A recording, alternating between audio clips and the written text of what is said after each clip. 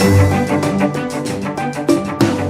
folks, it's Jang here from UltimateRC.com and RCmania.com, the place for toy-grade RC reviews.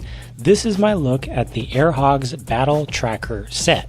In contrast to my usual reviews that look at one RC, the Battle Tracker set comes with everything that you see here and the technology to turn it into an entire play experience. First, let's look at the 800-pound gorilla in this picture. This is called the ART, stands for Automated Robotic Turret. It's a standalone unit which has two rotary foam dart launchers on the sides. It has some sensors in the nose, and it has a stationary base that does not move. Up top, it has a large radar dish, and that just acts as a target, something to shoot at. More on that later. Now on the back of the ART unit is a remote control that actually pops right out of it.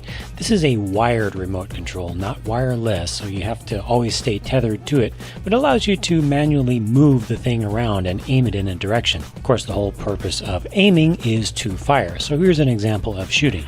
You can fire through all 12 of the projectiles without ever touching the main unit. The other main component of this Battle Tracker set is this helicopter, the nemesis of the turret.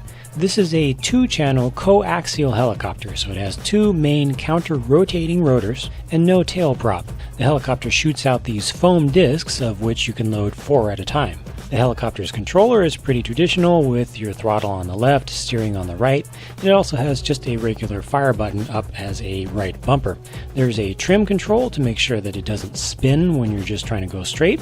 And then this middle thing is a wind-up reel, which holds the cable to the charging jack. The controller does double as a charger for the helicopter, as is the case for many HàNG's RCs. They also give you storage on the back for 3 spare foam discs. By far, the most impressive feature of the Battle Tracker set is something that I haven't mentioned yet. Remember I showed you that the ART turret has a wired controller, but yet in this video right here, you can clearly see the turret moving around and shooting and such, but that wired controller is all the way in its dock. Remember, the A in ART stands for automated. The off and on switch for the turret actually has 3 positions on it. It has off, of course, but then it has manual mode for a second person to use the wired remote control, and then it has this automated mode. The sensors do a phenomenal job of tracking the helicopter through the air. Even if you do suddenly fly right past it or right over it where it can no longer see the helicopter, it quickly goes into a search mode and reacquires. As for the helicopter, as I said, it's just a 2-channel helicopter, so you don't have forward and reverse control, and it also has no gyro in it, so it's always just trying to move forward just a little bit, and you sometimes kind of have to fight it to keep it from turning too far in the direction you want it to go. However, as 2-channel helicopters go, this is about as good as they will get. It's pretty stable and smooth flying, and I was able to make a lot of direct hits on the radar dish of the ART. The turret, on the other hand, is not that great at actually hitting the helicopter.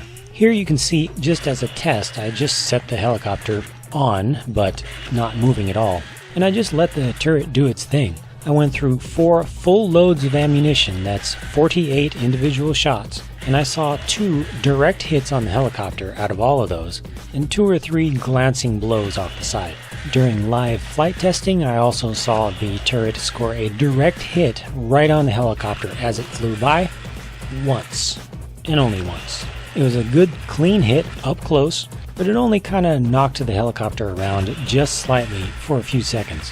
Unfortunately, there's absolutely no way that a human controlling the turret will be able to do better than it does on its own. And that leaves the one-on-one battle between the helicopter and turret a little bit lacking. With skill and patience as the helicopter pilot, you can make good hits against the turret. As for the turret hitting the helicopter, there, you just saw it. That was it. The one time it ever hit me while flying. Those hits are rare, and they don't even knock the helicopter out of the sky or even anything close, while the helicopter hitting the turret causes the turret to shut down. It's just not a fair fight. The turret also runs out of ammo on its own in literally about 1 minute, after which it's a sitting duck. The helicopter can fly for about 5 minutes on a battery charge. In short, the helicopter almost always wins, and the turret is pretty much just a big target that wiggles around and makes noise. There's still a lot of play value here, especially playing with them individually. You can use them independently and they both shoot physical things, and any kid can easily find 1,000 things to have fun shooting at. So that about does it for my thoughts on the AirHog's Battle Tracker system. Thanks very much for watching. As always, you can find more RC reviews at rcmania.com, and I hope to see you there. Thanks for watching, and I'll talk to you again soon.